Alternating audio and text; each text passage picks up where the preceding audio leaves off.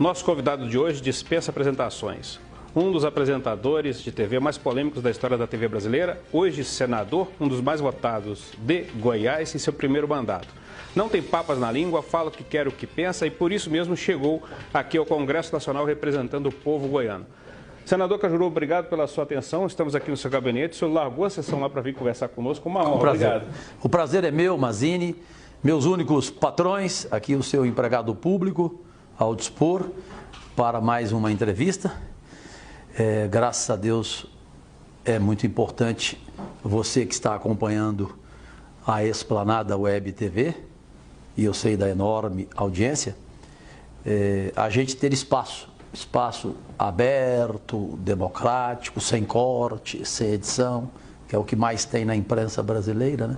O que eu já dei de entrevista e o que eu já fui cortado, até no dia que eu não tirei chapéu para ninguém, os 10 chapéus do programa daquele imbecil do Raul Gil, eu gosto dele, mas o que ele cortou na minha entrevista foi uma enormidade. Aqui não tem corte. Tudo que eu falei lá e que eu queria falar, ele garantiu para mim, não haverá edição, Cajuru, pode ficar tranquilo, não haverá edição, não haverá corte. Aí a minha equipe que você está conhecendo aqui, né? Aí a minha equipe, Cajuru, vamos fazer o seguinte agora, toda entrevista sua a gente grava. Aqui não tem corte. O senhor se sente mais à vontade hoje como senador para falar o que quer ou como apresentador? Claro que eu me sinto muito. Mas por causa do foro privilegiado ou não? Eu estou me lixando com foro privilegiado. Me respeita. Me respeita, Mazzini. Você já começou a entrevista me desrespeitando? Não, eu estou provocando.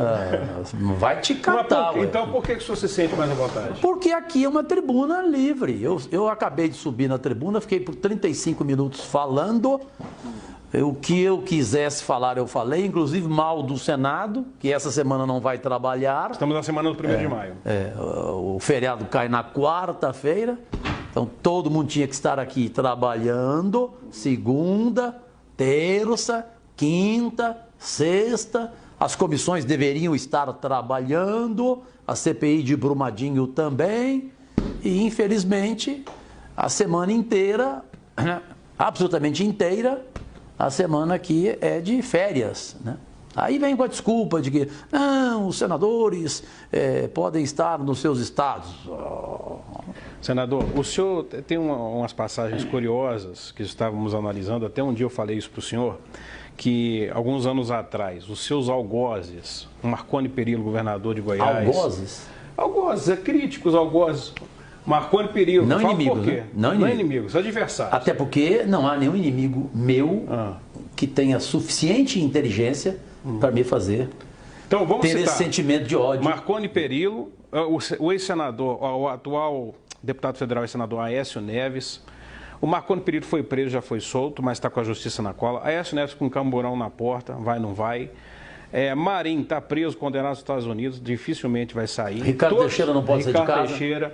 Carlos Nussmann, Gilmar Mendes não pode sair de casa. COB, Carlos Nussmann do COB, que foi crítico dele também anos atrás. Todos ali te cercaram como jornalista e hoje o senhor está aqui como senador e esse pessoal com camburão na porta. Como é que o senhor se sente e me explica como é que está a relação com essas pessoas? Há processos ou não?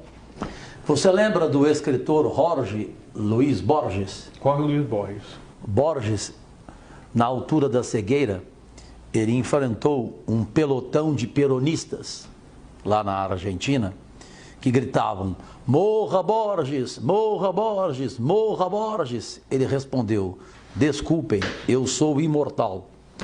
Então eu sou protegido por Deus, pela minha Nossa Senhora da Aparecida, que ali está, pelo meu guerreiro São Jorge, que ali está, pelas flechas de São Sebastião. Eu sou de 20 de janeiro de 1961. Então, eu sou muito protegido pela Dona Zezé lá de cima, porque as mães não morrem e quando elas vão para um outro plano, aí que elas protegem mais ainda seus filhos, eu penso assim. Isso é proteção, isso é justiça divina, como canta Tom Jobim. Aqui se faz, aqui se paga. Hã? Aqui se faz, aqui se paga. Aqui se faz, aqui se paga. E os que fizeram contra mim estão pagando. de uma forma ou de outra. Não vou falar o Marconi, porque a senhora ali em Goiás é uma rixa muito grande com ele, mas no caso do Aécio Não é rixa, Neves... não é rixa, não. Eu só falei a verdade durante 20 anos em que ele esteve à frente do governo e de tudo. Ele era o dono de Goiás por 20 anos. O Aécio Neves já te procurou? Eu não cometi nenhuma injustiça com o Marconi Perillo. Tanto que ele nunca conseguiu me condenar. Tudo que eu falei dele, eu provei. Eu escrevi um livro quase todo contra ele e contra o Íris Rezende, e nenhum dos dois me processou, o dossiê K. Porque tudo o que eu falei tinha prova documental ou tinha prova de testemunho. E o governador colocou a polícia, a PM, dentro da Universidade Federal atrás do senhor. Colocou para tomar livros dos estudantes aos tapas. Os estudantes eram agredidos conforme matéria feita pelo jornal Folha de São Paulo, na época, né? E a mesma polícia que fechou a Rádio K e que bateu em ouvintes e funcionários que ficaram em frente à Rádio K, a minha ex-Rádio K, na frente da Avenida Goiás. Agora veja como é que eu posso, como é que eu não posso ser apaixonado por Deus. A Rádio K também está voltando. Tudo que eu perdi, a Rádio K estreia dia 1º de junho no futebol goiano. É a volta da Rádio K, é a notícia mais comentada lá em Goiás, porque a paixão do torcedor goiano com a Rádio K, com as feras do Cajuru, era algo emocionante. Fala de governo federal, o senhor acredita nesse governo? Está indo Acredito. bem, mal, cambaleante? Eu acredito, né? Vou continuar acreditando, porque tem muito político que fala acreditando, né? Eu vou continuar acreditando, vejo o Bolsonaro como um homem público bem intencionado, não rouba, não deixa roubar. Quem quiser roubar com o Bolsonaro vai se dar mal. Agora, penso que nesse primeiro trimestre vale uma reflexão profunda dele por erros primários. Quais, por exemplo? Exemplo 1, redes sociais. Eu calaria a boca dos filhos dele. Até porque eles, antes de acionarem suas bocas, normalmente não ligam seus cérebros. Um deles, se é que o tem. Qual deles? Aquele lá do Rio que falou que o vice-presidente, o vereador Hamilton Mourão, eu nem sei o que ele é, Hamilton Mourão, que ele era igual ao Jean Willis. Ou seja, você quis dizer o que, cara pálida? Que o vice-presidente da República é gay? O que você quis dizer? Ele é parecido com o Jean Willis, que é um gay assumido, né? E um sujeito bom, eu conheço, carinhoso, belíssimo filho, um bom amigo, porque tem muito gay que tem muito mais caráter do que um monte de homem por aí, né? Se fala homem, né? Então, essa questão de rede social, muitos erros primários, muita gente falando bobagem, e dentro do seu governo, falta de sintonia, falta de uma melhor comunicação. Ministro batendo cabeça. E falta de comunicação. E não pode, um começo de um governo com alta popularidade, você já ter demitido 2 em menos de 90 dias, né? Em 60 dias ele demitiu 2. E tem que demitir mais um. Qual deles? Qual cometeu o crime? Eleitoral. Me fala o senhor. O Marcelo Álvaro, do Turismo. Mazini, você é um belo jornalista. Não, mas aí o entrevistado aqui é o senhor. Sim, mas como o Jô Soares me ensinou, em entrevista de vez em quando você devolve a pergunta. Estou devolvendo, Marcelo Álvaro. Até para ver se é bom jornalista mesmo, né?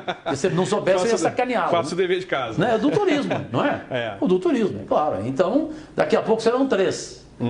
Então, isso é muita demissão para pouco tempo de governo. Né? O senhor acredita que a reforma passa esse ano? A previdenciária, aqui no Senado? Senado, é promulgado esse ano? Senado com mais dificuldade. Câmara, eu já senti que passa. Senado com dificuldade? Então, será que fica para o ano que vem? Para o ano que vem tem eleição municipal. E daí? Mas, embora os senadores tenham um compromisso com o Estado, todo mundo some daqui. Hoje, por exemplo, que o senhor está aqui com a gente, tem 4 senadores, o senhor mais 3 no plenário. Mas, Mazini e senhoras e senhores da Esplanada Web TV, a gente tem que conversar com a população, com a sociedade. Será que ela hoje concorda com a aprovação da reforma da Previdência? Eu fiz uma enquete em tempo real com aplicativo, ou seja, com a segurança da entrada de robôs, né, ou da entrada de pelotões políticos que são favoráveis ou não à reforma da Previdência, e blindando bem o meu seguidor, não no mau sentido, não na censura, cadastrando-o com título de eleitor, com zona eleitoral, e eu sabendo quem é cada um. Então, são 57 milhões de acessos mensais que eu possuo nas minhas 30 redes sociais. O placar está 52-48 contra. A primeira enquete era a favor, diferente. O placar era de 51-49. Já virou. Agora mudou de 52 para 48%. Você acredita que isso vai ficar oscilando até o fim do ano aí, esse debate? Eu penso que sim. A pressão das ruas está chegando forte aqui. Está chegando por causa da camada mais carente da população brasileira. Mas falta a comunicação do governo também, explicar. Falta uma melhor comunicação e falta o poder do reconhecimento de erros. Há desacertos na reforma da Previdência e alguns graves.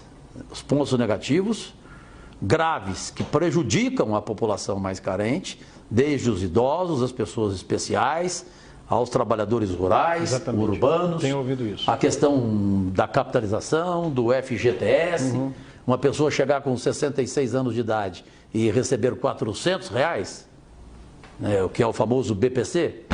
Suponhamos que a reforma benefício, passe, que é importante. Esse ano, ano que vem. Qual outra pauta importante para esse governo? Para mim, urgentemente, a reforma tributária, depois a reforma política e depois a reforma de Estado. Né? O senhor acredita que isso dá para fazer isso em 4 anos? Pelo menos a tributária ou política? Se quiser, dá. Se quiser, dá para fazer as 4. Né? Ele, presidente Bolsonaro, não está querendo a goela abaixo aprovar logo a reforma da Previdência? Então, por que ele depois não pode imediatamente iniciar a tributária, que é muito mais fácil, né, de obter êxito aqui no Congresso Nacional? Então, o porquê significa ponto de interrogação. Por quê? Deixa eu fazer uma pergunta a médio prazo para o senhor. Nesses primeiros 4 anos, dos 8 anos de mandato do senhor, qual a sua bandeira aí até a próxima legislatura? Eu tenho 268 projetos prontos. 268? 268. Nenhum outro senador tem, pode checar. Entregues à consultoria do Senado, eu tenho 46. Já entregues na mesa diretora, eu tenho 12. Bom, querido, o jardineiro passa aqui e me cumprimenta. Legal. Tem muito senador que o jardineiro cumprimenta e ele vira a cara. Aqui tem elevador só para senador, o privativo, e tem elevador só para funcionário. E eu só entro no elevador de funcionário, porque para mim isso é uma desigualdade brutal. Questão de honra. Questão de honra para mim, né?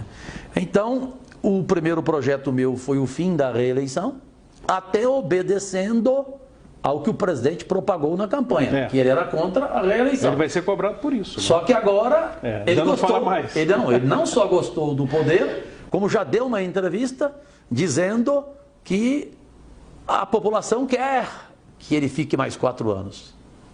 População quer em cara pálida.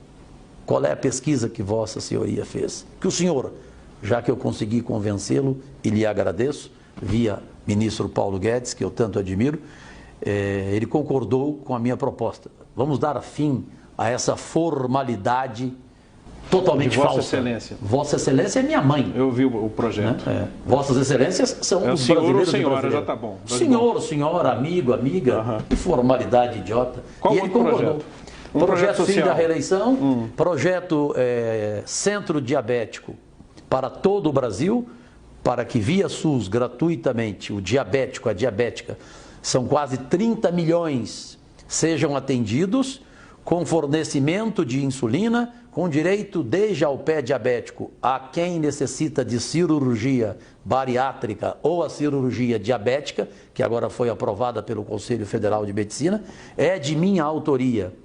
A primeira na história do Brasil, obra física de um vereador, o primeiro centro diabético do Brasil, em Goiânia, funciona desde 27 de junho do ano passado, atende a mais de 1.000 diabéticos por dia, com cirurgia, completíssimo centro, na Avenida Anhanguera, esquina com a Alameda das Rosas, e o ministro da Saúde, competente, qualificado, sensível, médico, Luiz Henrique Mandetta, lá esteve em Goiânia, no centro diabético, e o aprovou para ser referência nacional e para cada capital brasileira ter. Aqui no Senado já passou o meu projeto por unanimidade, foi votado aqui, e ele vai na semana que vem já para a Câmara, e o presidente Bolsonaro já avisou através de sua esposa, a primeira-dama, hipersensível, mulher equilibradíssima, educadíssima, que ama a saúde e que se preocupa com a saúde pública deste país, a Michele Bolsonaro. Aqui, ela participou no plenário de uma sessão sobre doenças raras e ela garantiu a mim que o presidente vai sancionar esse projeto histórico, eu creio, tanto histórico que a senadora Rose de Freitas, do Espírito Santo, usou o microfone na tribuna para dizer: senador Cajuru, o senhor pode ir embora daqui. O senhor não precisa fazer mais nada no seu mandato depois desse projeto do Centro Diabético. Mas eu tenho o meio ambiente, revitalização dos rios Araguaia e Tocantins, as bacias. São belíssimos. O projeto do bioma do Cerrado.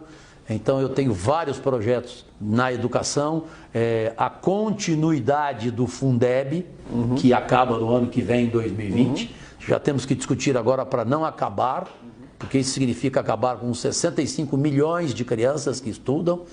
Então, tanto na educação, como na saúde, como no meio ambiente, são esses os meus principais projetos e para os quais eu tenho seguramente a melhor equipe voluntária de assessores. Pedro Simon, mito da história do Senado, é o meu orientador político.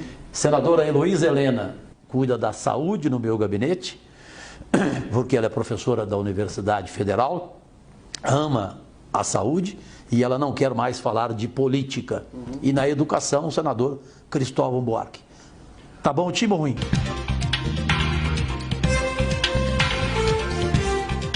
Quando você tocou em alguns nomes aí, que eu não quero nem repetir, no início, como algozes, eu quero dizer da minha felicidade em tê-los como algozes, adversários, ou como queiram me interpretar, inimigos de repente, embora não tenham inteligência para serem meus inimigos. Eu só quero dizer a você o seguinte: pássaros e porcos não sentam na mesma mesa. E com esses aí, eu já estou voando. Eu sou pássaro. E vocês são porcos. Está registrado. Perfeito? E como dizia alguém que eles nunca leram e nunca vão ler, porque só leram gibis, os Aécios, os Marcones da vida, os Cabral da vida, como dizia muito bem o Gustave Flaubert, vocês sabem, políticos, bandidos, canalhas, esses que o Mazzini citou, vocês sabem quem foi Flaubert na França? Flaubert dizia o seguinte: um homem pode ser bem qualificado quando ele sabe escolher os seus amigos e os seus inimigos em função do que ele fala e de como ele pensa.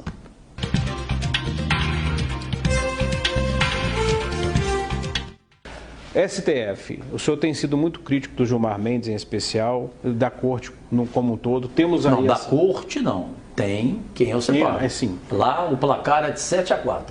7 eu gosto. Pode citar os 4? 4 eu abomino. Quais são? Os 4 que o Brasil abomina. O primeiro você já citou. Gilmar Mendes. É o mais odiado do Brasil. É inclusive motivo para o Nelson Rodrigues ressuscitar e mudar aquela frase de que toda unanimidade é burra, exceto a unanimidade que pensa o que pensa de Gilmar Mendes. Essa é uma unanimidade inteligente. Tem o Alexandre Moraes, tem aquele... Como chama aquele, gente? Dias Toffoli? Não, o Dias eu gosto dele. O Dias eu gosto dele. O terceiro lá que tem... Lewandowski. E agora você me complicou. O quarto eu esqueço. Daqui a pouco eu lembro. Ou se não Tem o lembrar, eu te presidente passo. Dias Toffoli também entra na sua Não, o Dias, eu gosto do Dias Toffoli, ele gosta de mim, ele me respeita, me trata bem há muito tempo. Não é agora, depois que eu pedi a CPI da toga e que eu pedi o impeachment do Gilmar e do Alexandre. O Toffoli é porque não há motivos para chegar aqui e chamá-lo de corrupto. Porque ele foi denunciado por um corrupto, bandido, que está na cadeia, que o deletou, que é o empreiteiro Marcelo Odebrecht, que disse que o Toffoli era amigo do pai dele. Isso aí não é documento. Isso não é crime. É crime? Eu não posso chegar aqui e chamar... Não está no Código Penal. Eu não posso chamar o Toffoli de corrupto porque o filho que está na cadeia disse que ele era amigo do pai, que também era bandido. A CPI do Lava Toga vai passar? Vai ser difícil. Né? Precisará de vocês, brasileiros e brasileiras. Cobrarem os senadores. Sim. Os senadores não, o presidente do Senado. Mas não é o plenário que vai decidir? Sim, mas primeiro você tem que pressionar o presidente para ele não engavetar a votação. Entendi. Porque a votação será com voto aberto. Sim. Então o Brasil inteiro vai saber quem está sendo contra a CPI do Judiciário, da toga, e quem está sendo a favor. É quase que o enterro político aquele que votar contra a CPI. Que o Brasil inteiro quer essa CPI. Porque o Judiciário não está acima do bem e do mal. Exatamente. Ele acha que está, que ele é inatingível, inatacável, mas ele não é. Só não pode ser investigado nesse mundo Deus. O resto, todo mundo pode ser. E se eles alegam a independência dos poderes? O Legislativo, o Judiciário, eles vão alegar que o Legislativo não pode investigar o Judiciário. Por que não? Se é o não. Tem o Conselho Nacional da Justiça para isso. Se é o Senado quem põe ministro, sabatina e coloca lá. Então, por que ele não pode ser também? Partindo dessa prerrogativa, vocês quem põe, tira. Sim, né? Entendi. Agora, até porque tem vários pedidos de impeachment aqui engavetados. Sim, engavetados. O Gilmar Mendes tem 11 há 10 anos. 11, todos foram engavetados. Agora a CPI é para investigar o que necessariamente? Tudo, os tribunais, o Poder Judiciário de uma forma absolutamente ampla e restrita, livre, com responsabilidade. Imagine, sem revanchismo, Entendi. Isso é fundamental, e com provas cabais, inquestionáveis, que facilmente iremos obter. Né? Eu tenho gravações em primeira mão, primeiríssima mão, para o Esplanada Web TV, eu te trago aqui, eu tenho gravações do Supremo Tribunal Federal, autorizadas pela ex-ministra Ellen Grace, seríssima ministra por sinal, assim como Carmen Lúcia e outras, em que o governador de Goiás, por 20 anos, Marconi Perillo, foi grampeado. Eu tenho conversas dele sobre sentenças que, se eu mostrar para ti, você fica arrepiado. Então, você pode trazer isso para a CPI? Eu vou trazer. Mas ele cita o ministro do STF ou do STJ? Não, aí é desembargador. O caso dele é desembargador. Porque a CPI tem que ser esclarecido para o povo brasileiro. A CPI não é do Supremo Tribunal, a CPI não é da Suprema Corte, a CPI não é contra os 11 ministros. É do Judiciário. Ela é de todo o Judiciário. Entendi. E também, em segunda mão, eu vou te trazer uma informação, mas não sei se teve grande repercussão, eu passei para outro veículo de comunicação, dentro do Supremo Tribunal Federal, a CPI da toga passa. Tá. Sabia? Os ministros... 6-5. 6-5. 6-5. Eu dou nomes aqui. Vocês esqueceram de um só. Carmen Lúcia, aprova a CPI da toga. Rosa Weber, aprova. Edson Fachin, aprova. Barroso, aprova. Fux e Celso de Mello. Celso de Mello, aprova. Luiz Fux. Aí não, eu tenho uma dúvida. Essa informação eu obtive lá dentro. O sexto está entre o Fux e o Marco Aurélio Mello. Então, lá o placar é de 6-5. Não passa aqui no Senado hoje, tanto que só 29 assinaram, porém passa lá dentro do Supremo Tribunal Federal. O senhor garante, então, que se a CPI for vier à tona isso, vai revelar esses bastidores aí das gravações? E se não vier? E um calhamaço ali em cima da minha mesa que chegou até mim.